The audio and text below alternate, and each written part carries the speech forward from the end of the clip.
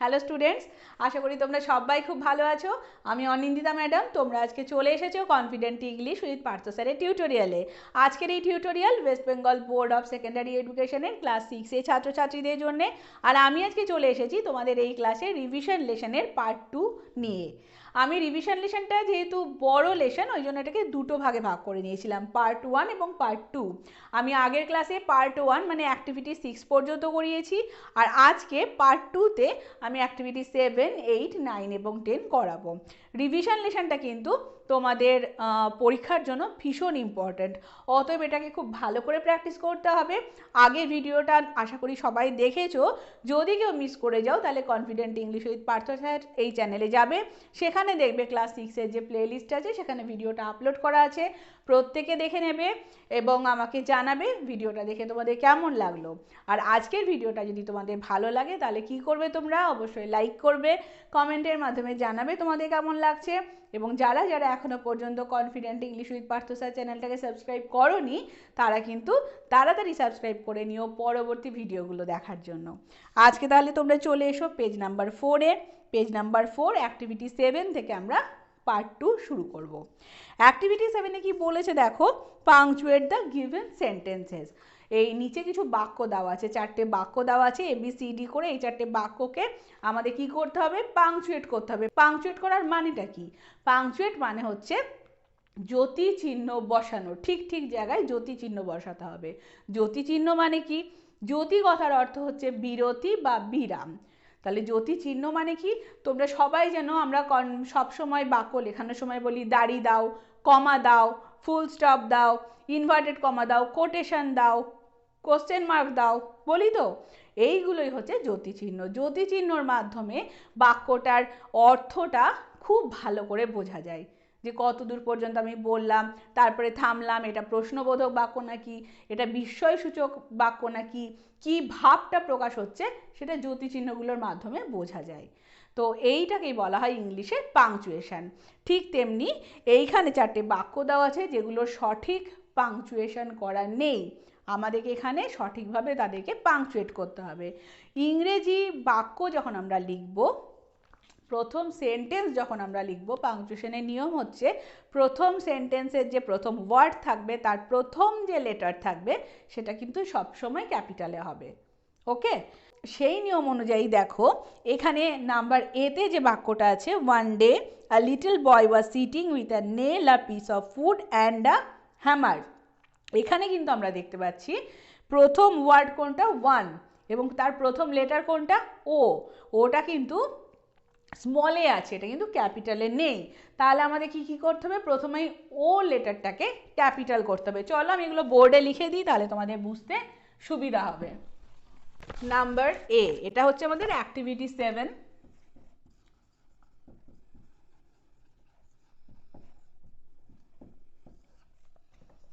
Number A, one day, O হবে capital,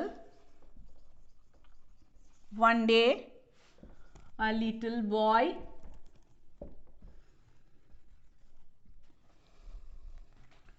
was sitting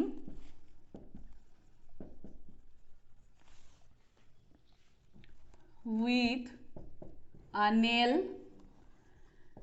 এরপরে আরো কিছু আছে, ওই জন্য আমি নেলের পরে কমা দেব। nail a piece of wood and a hammer। এই বলে আমাদের বাক্যটা শেষ হচ্ছে, তাই আমি এখানে কি দেব, ফুল স্টপ। তাহলে এখানে আমি কোন কোন জায়গায় পাংচুয়েট করলাম, প্রথম হচ্ছে আমি এইখানে ওটা ক্যাপিটাল করলাম, তারপরে নেলের পরে আমি কমা দিলাম, এবং তারপরে বাক্য শেষ হওয়ার পরে আমি ফুল স্টপ দিলাম। ওকে, এরপরে নাম্বার বি। নাম্বার বিতে কি আছে দেখো, what are you doing my son, what are you doing my son, তুমি কি করছো। তো এই যে বাক্যটা এখানে কি হবে, এটা কি রকমের বাক্য, প্রশ্নবোধক বাক্য, কিন্তু এখানে আমরা দেখতে পাচ্ছি কোনো প্রশ্নবোধক চিহ্ন নেই। তাহলে আমাদের কি করতে হবে, প্রশ্নবোধক চিহ্ন দিতে হবে। এবং আমরা দেখতে পাচ্ছি প্রথম যে লেটার ডাব্লিউ সেটা কিন্তু স্মলে আছে, সেটা আমাদের কি করতে হবে, ক্যাপিটালে করতে হবে। তাহলে আমরা কি লিখব, এখানে প্রথমে এই ডাব্লিউটাকে ক্যাপিটাল করব, what are you doing my son বলে কোয়েশ্চেন মার্ক দেব। তাহলে এখানে আমার পাংচুয়েট, এই সেন্টেন্সটায় কি কি পাংচুয়েট করলাম, ডাব্লিউটাকে আমি ক্যাপিটাল করলাম এবং এখানে কোয়েশ্চেন মার্ক দিলাম। এরপরে নাম্বার সি, নাম্বার সিতে দেখো, ও মাই টয় ইজ ব্রোকেন, এ বাবা আমার খেলনাটা ভেঙে গেছে।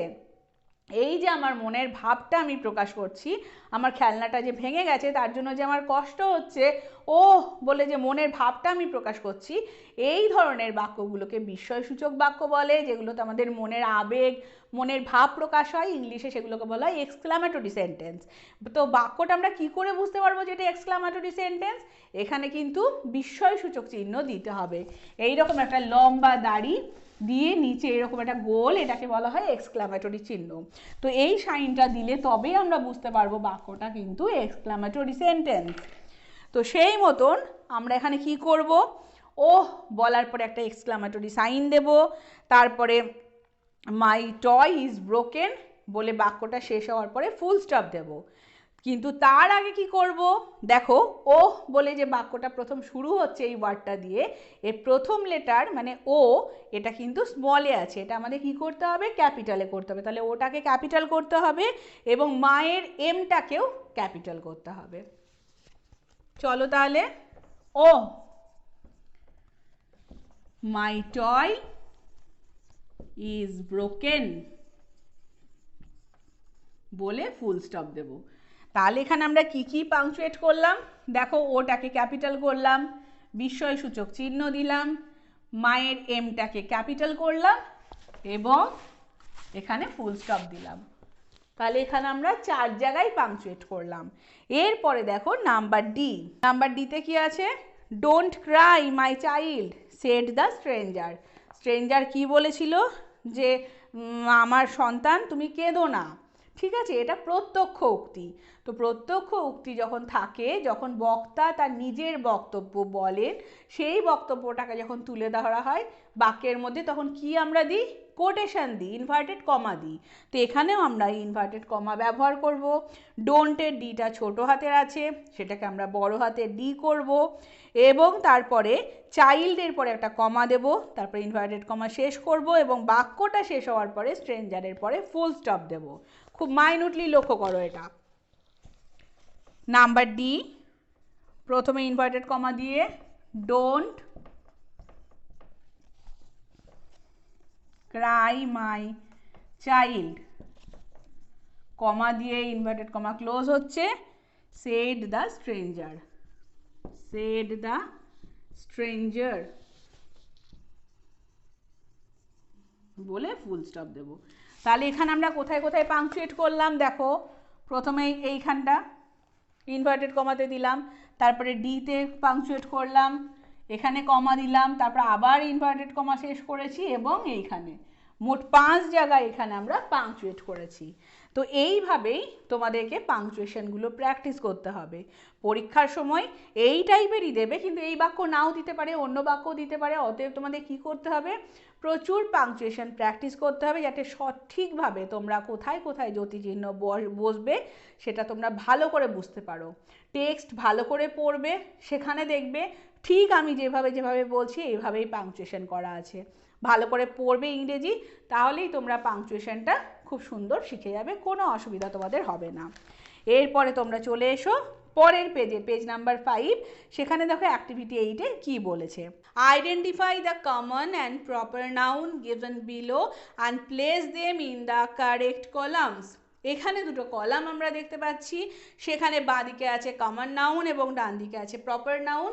তো আর এবং কিছু নাউনের লিস্টও আমাদের দেওয়া আছে, আমাদের সেই নাউনের লিস্ট থেকে আমাদেরকে আইডেন্টিফাই করতে হবে কোনটা কমন নাউন এবং কোনটা প্রপার নাউন, এবং সেগুলো ঠিক ঠিক ঘরে আমাদেরকে লিখতে হবে। তাহলে চলো আমরা দেখে নিই কমন নাউন কোনটা, প্রপার নাউন কোনটা। আগে দেখে নিই নাউনগুলো কী কী আছে। প্রথমে আছে বিদ্যাসাগর, তারপর আছে এলিফ্যান্ট, তারপর আছে grapes, Damodar, Darjeeling and street. এইগুলো হচ্ছে আমাদের নাউনের লিস্ট। তাহলে চলো আমরা আইডেন্টিফাই করে দেখি কোনগুলো কমন নাউনের ঘরে আমরা লিখবো এবং কোনগুলো প্রপার নাউনের ঘরে লিখবো।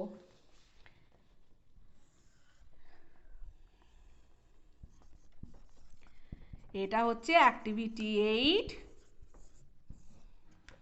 এখানে প্রথমে হচ্ছে কমন নাউন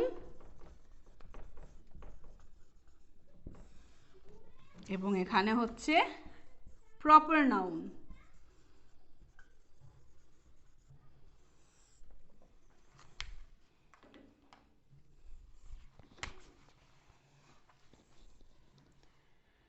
আচ্ছা, কমন নাউনের ঘরে কি কি হবে দেখো।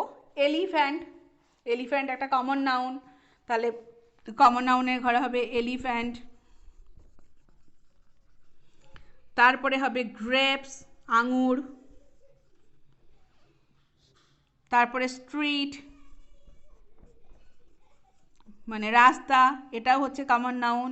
তাহলে এই তিনটে এলিফ্যান্ট, গ্রেপস এবং স্ট্রিট, এই তিনটে হচ্ছে কমন নাউনের ঘরে। আর প্রপার নাউন কোন নাউনগুলো বোঝাচ্ছে? Vidyasagar, Vidyasagar proper noun. দামোদর, দামোদর এবং দার্জিলিং, দার্জিলিং, এইগুলো হচ্ছে প্রপার নাউন। তাহলে কমন নাউনের ঘরে কি কি হলো? এলিফ্যান্ট, গ্রেপস এবং স্ট্রিট। আর প্রপার নাউনের ঘরে হলো বিদ্যাসাগর, দামোদর, দার্জিলিং। দেখো এরপরে অ্যাক্টিভিটি 9। অ্যাক্টিভিটি 9-এ কি বলেছে? Underline the personal pronouns and circle the possessive pronounce used in the passage. এখানে একটা নিচে প্যাসেজ আছে, এই প্যাসেজ থেকে আমাদেরকে পজেসিভ প্রোনাউন এবং পার্সোনাল প্রোনাউন খুঁজে বের করতে হবে এবং তারপরে কি করতে হবে? পার্সোনাল প্রোনাউনের নিচে দাগ দিতে হবে, মানে আন্ডারলাইন করতে হবে, এবং যেগুলো পজেসিভ প্রোনাউন সেইগুলোকে সার্কেল করতে হবে, মানে গোল করতে হবে। ওকে, দেখো তাহলে প্রোনাউন জানো নাউনের পরিবর্তে যেগুলো বসে সেগুলোকে আমরা বলি প্রোনাউন। তো চলো আমরা দেখে নিই কোনগুলো পার্সোনাল প্রোনাউন, কোনগুলো পজেসিভ প্রোনাউন। প্রথমেই দেখো দেখতে পাচ্ছি আই অ্যাম ঝুমি। আই অ্যাম ঝুমি, এখানে আই হচ্ছে পার্সোনাল প্রোনাউন, তো সেই জন্য আইকে আমরা কি করব? আইয়ের নিচে দাগ দেব, আন্ডারলাইন করব। Rana is a cousin of mine, Rana হচ্ছে আমার কাজিন। তো এই যে আমার, এটা হচ্ছে পজেসিভ প্রোনাউন, আমার, আমার অধিকার বোঝাচ্ছে, তো সেই জন্য এটা পজেসিভ প্রোনাউন। তো মাইনকে আমরা কি করব? আমাদের এখানে বলেছে যেগুলো পজেসিভ প্রোনাউন সেগুলোকে সার্কেল করতে, তো আমরা মাইনটাকে গোল করব। হি ইজ আ কাইন্ড বয়, এখানে হি হচ্ছে পার্সোনাল প্রোনাউন, তো হি এর নিচে আমরা দাগ দেব, আন্ডারলাইন করব হিতে। He gave a book to রুমনি, এখানেও হি এর নিচে আমরা দাগ দেব, হিতে আন্ডারলাইন করব। She is my sister, she এখানে পার্সোনাল প্রোনাউন, তো সি এতেও আমরা আন্ডারলাইন করব। রুমনি অ্যান্ড রানা আর ক্লাসমেটস, রুমনি আর রানা হচ্ছে classmates. They go to school together, এখানে যে দে আছে তারা গো টু স্কুল টুগেদার, তারা একসাথে স্কুলে যায়, এখানে দেটাও হচ্ছে পার্সোনাল প্রোনাউন, তো দেতে আমরা আন্ডারলাইন করব। Their school is near to the village of hours, তাদের স্কুল আমাদের গ্রামের কাছে, যে তাদের, আমাদের, এইগুলো হচ্ছে পজেসিভ প্রোনাউন। তো তাদের এখানে দেয়ার, এটাকে আমরা সার্কেল করব, মানে গোল করব। Their school is near the village of hours, আমাদের, তো আওয়ার্সটাও হচ্ছে পজেসিভ প্রোনাউন, তো আওয়ার্সেও আমরা সার্কেল করব। ওকে, এটা তোমরা করে নাও, এটা আমি আর বোর্ডে তোমাদের করালাম না। কোনগুলো কোনগুলো তাহলে বললাম পার্সোনাল প্রোনাউন? আই আমরা আন্ডারলাইন করব। নেক্সট সেন্টেন্সে মাইন হচ্ছে পজেসিভ প্রোনাউন, মাইনে আমরা সার্কেল করব। হি পার্সোনাল প্রোনাউন, হিতে আমরা আন্ডারলাইন করব। নেক্সট সেন্টেন্সেও হিতে আমরা আন্ডারলাইন করব। সিতে আমরা আন্ডারলাইন করব, কেন এগুলো সব পার্সোনাল প্রোনাউন। এরপরে দে, নেক্সট সেন্টেন্সে দেতে আমরা আন্ডারলাইন করব, এটাও পার্সোনাল প্রোনাউন। লাস্ট সেন্টেন্সে দেয়ার এবং আওয়ার্স দুটোই হচ্ছে পজেসিভ প্রোনাউন, ওই জন্য এই দুটোকে আমরা সার্কেল করব। এরপরে দেখো অ্যাক্টিভিটি 10। অ্যাক্টিভিটি 10-এ কি আছে? Right 5 sentences on your hobby use the following hints. এখানে তোমাদের 5টা বাক্য লিখতে হবে। তোমাদের কি শখ, অবসর সময়ে তোমরা কি করে কাটাও, তোমাদের হবি কি, তোমাদের শখ কি, তার উপরে 5টা বাক্য তোমাদের লিখতে হবে। এখানে কিছু পয়েন্টস দেওয়া আছে, হিন্টস দেওয়া আছে, তার উপর মোটামুটি বেস করে লিখলেই হবে। What do you do in your free time, তুমি তোমার অবসর সময়ে কি করো। ডেসক্রাইব ইট, সেটাকে বর্ণনা করো। How much you enjoy doing it, তুমি এটা করতে কতটা ভালোবাসো। Do you learn anything from it, তুমি কি এটা থেকে কোনো শিক্ষা পাও। তো এই নিয়ে আমাদেরকে হবি সম্পর্কে 5টা বাক্য লিখতে হবে। চলো আমি তাহলে বাক্যগুলো তোমাদের লিখে দিই। এটা হচ্ছে লেসন 10। প্রথম কি বলেছে, what do you do in your free time, তুমি তোমার ফাঁকা সময়ে কি করো। চলো,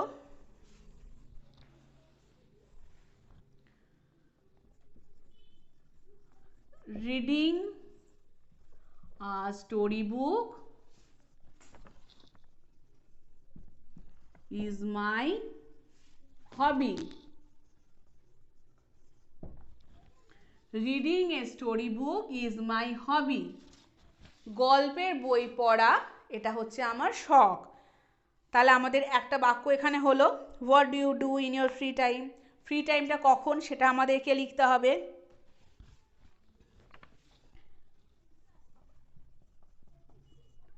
in my free time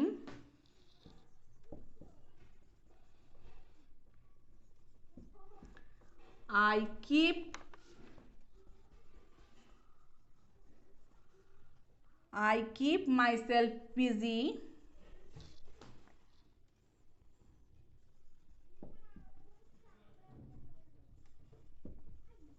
in reading storybooks. Okay, in my free time, comma, I keep myself busy in reading storybooks বলে ফুল স্টপ। এরপরে কি আছে আমাদের, ডেসক্রাইব ইট, এটাকে তুমি বর্ণনা করো, কোন সময় পড়ো বা কিছু। তাহলে এই নিয়ে আমরা একটা বাক্য লিখে দিই। প্রথম তাহলে কি লিখলাম, reading a story book is my hobby, full stop, in my free time, comma, I keep my self busy in reading story books. তারপরে 3 নাম্বার পয়েন্টটা লিখি, দেখো, every afternoon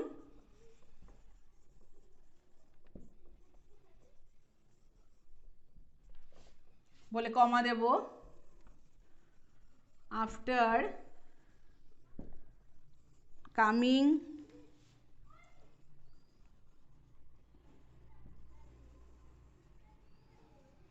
coming from school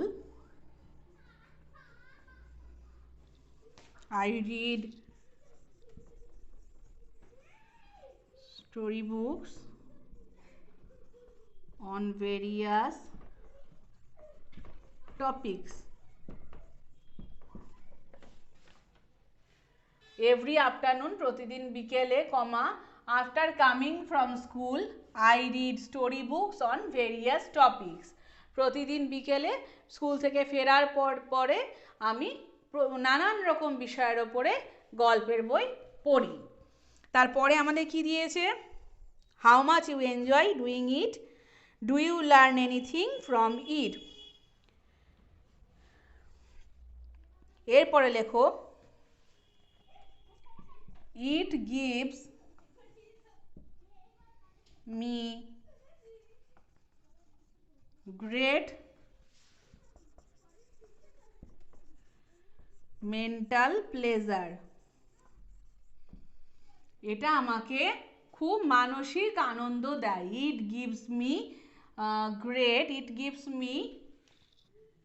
a great mental pleasure বলে full stop.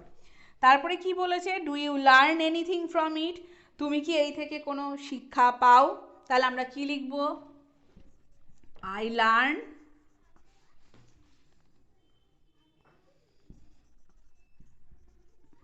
The usefulness of great thoughts in my day to day life. আমি আমার প্রতিদিনের জীবনে নানান রকম ভালো ভালো চিন্তা, ভালো ভালো আইডিয়া করার রসদ পাই এই গল্পের বই থেকে। হয়ে গেল আমাদের 5টা বাক্য। তো তোমরাও ঠিক এইরকম খুব সোজা সোজা ইংরেজি ভাবে এবং সেখান থেকে লেখার চেষ্টা করবে। আর এই লেখা প্রসঙ্গে একটা কথা বলে রাখি তোমাদের, তোমরা জানো না, জেনে নাও যে আমাদের এই চ্যানেলে confident English with Partha sir এই চ্যানেলে লেটস রাইট বলে একটা সিরিজ চলছে। সেখানে সমস্ত রকম writing, paragraph writing, notice writing, letter writing, নানান রকমের লেটার সেখানে তোমাদের শেখানো হচ্ছে। স্টোরি রাইটিং, রাইটিংয়ের প্রতিটা জিনিস তোমাদের সেখানে শেখানো হচ্ছে প্রপার নিয়ম অনুযায়ী, এবং প্রচুর এক্সাম্পল সেখানে দেওয়া আছে। তোমরা যদি চাও তোমরা রাইটিং স্কিল ইমপ্রুভ করবে, তাহলে অবশ্যই তোমরা কি করবে, লেটস রাইট সিরিজটা ফলো করবে। ওকে, তোমরা দেখবে প্লে লিস্টে লেটস রাইট বলে একটা সিরিজ আছে, সেটা প্রতিটা তোমরা দেখবে, তাহলে দেখবে তোমাদের লেখা অনেক বেশি ইমপ্রুভ হবে। তোমরা এখন অনেক ছোট, এখন থেকে প্র্যাকটিস করলে তোমরা যখন ক্লাস 10-এ বোর্ড এক্সাম দেবে তখন দেখবে তোমাদের কোনো রকম সমস্যা তোমাদের রাইটিংয়ে হচ্ছে না। চলো আমি এটা আরেকবার পড়ে দিই তোমাদের। Reading a storybook is my hobby, full stop. In my free time, comma, I keep myself busy in reading storybooks, full stop. Every afternoon, comma, after coming from school, I read storybooks on various topics, full stop. It gives me a great mental pleasure, full stop. I learn the usefulness of great thoughts in day-to-day life, বলে full stop দেব। ওকে, তাহলে এই activity 10-এর সাথে সাথে আমাদের revision lesson শেষ হয়ে যাচ্ছে, এবং রিভিশন লেসনের সাথে সাথে আমার আজকের এই ক্লাসও শেষ হচ্ছে। আমার এই ক্লাস যদি তোমাদের ভালো লাগে তাহলে অবশ্যই লাইক করো ভিডিওটা, কমেন্টের মাধ্যমে জানিও তোমাদের কেমন লাগছে। আর confident English with Partha sir চ্যানেলটাকে অবশ্যই সাবস্ক্রাইব করে রেখো পরবর্তী ভিডিওগুলো দেখার জন্য। নেক্সট ক্লাসে তোমাদের আমি লেসন 1 শুরু করব, এটাও ভীষণ মজার একটা গল্প। ততদিন সবাই ভালো থেকো, সুস্থ থেকো, দেখা হচ্ছে নেক্সট ক্লাসে।